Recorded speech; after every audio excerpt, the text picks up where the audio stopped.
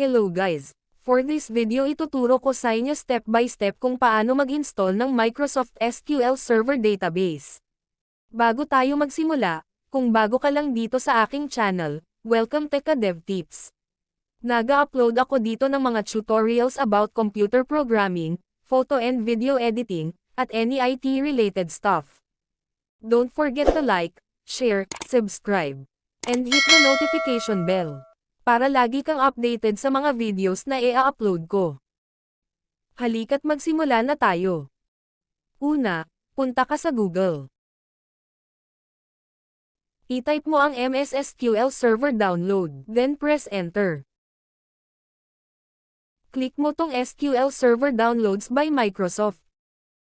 Pagkatapos ay scroll down mo. Then hanapin mo itong SQL Server Developer Edition, then click Download Now. Kapag tapos mo na ma-download, double-click mo ang installer. Tapos may lalabas na ganito. I-click mo lang ang Basic. Then basahin mo ang license terms. Pagtapos mo na basahin, i-click mo na ang Accept button. Huwag mo na palitan yung location, okay na yan sa default location niya. Pero kung gusto mo talaga palitan, pwede naman bahala ka sa buhay mo. Char! Kapag okay ka na, i-click mo na ang install. Yan, okay na yan, hintayin lang natin ito matapos, nagda-download pa siya sa internet ng mga resources niya. Kaya dapat meron kayong internet connection kapag nag-install kayo nito.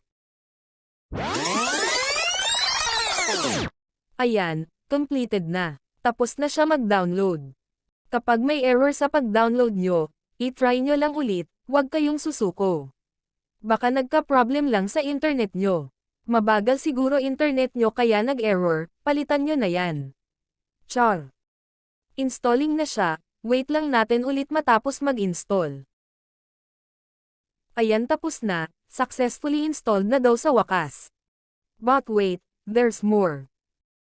Dito makikita nyo may button na Install SSMS. SQL Management Studio, ibig sabihin yan. Yan ang ginagamit para i-manage ang MS SQL Server Database. Kailangan din natin i-install yan, kaya i-click mo na yung Install SSMS button.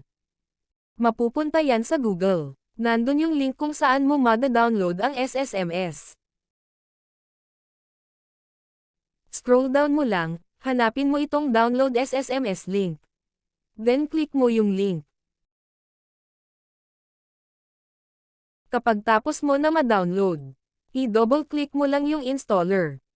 Tapos ganito makikita mo. Huwag mo na ulit baguhin yung location. Always default location lang yan.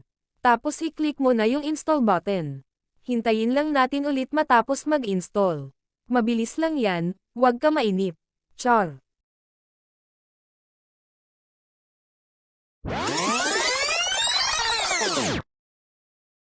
Ayan, tapos na. Setup completed na daw, sa wakas. I-click na natin yung close button.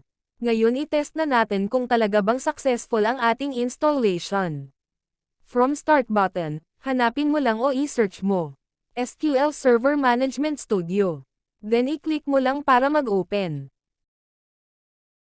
Once na open na siya, ganito ang makikita mo. I-type mo sa server name ay localhost. Tapos by default ang nakalagay sa authentication ay Windows Authentication. Okay na yan. Then click mo na yung connect button. Yan, connected na. Kapag ganyan din lumabas sa inyo at walang error na lumabas after nyo i-click ang connect button. Congratulations! Successfully installed na ang iyong MS SQL Server Database. Tapos na tayo. Sana ay natulungan ko kayo. Kung mayroon kang katanungan, concern o may na-encounter kang error during installation, feel free to message me. Or i-comment mo dyan sa baba. Sasagutin ko lahat ng katanungan nyo sa abot ng aking makakaya. Pero bago yan, huwag mo kalimutan i-click yung subscribe button, i-hit mo na din yung notification bell para updated ka sa mga videos na i-upload ko. See you on my next videos. Salamat!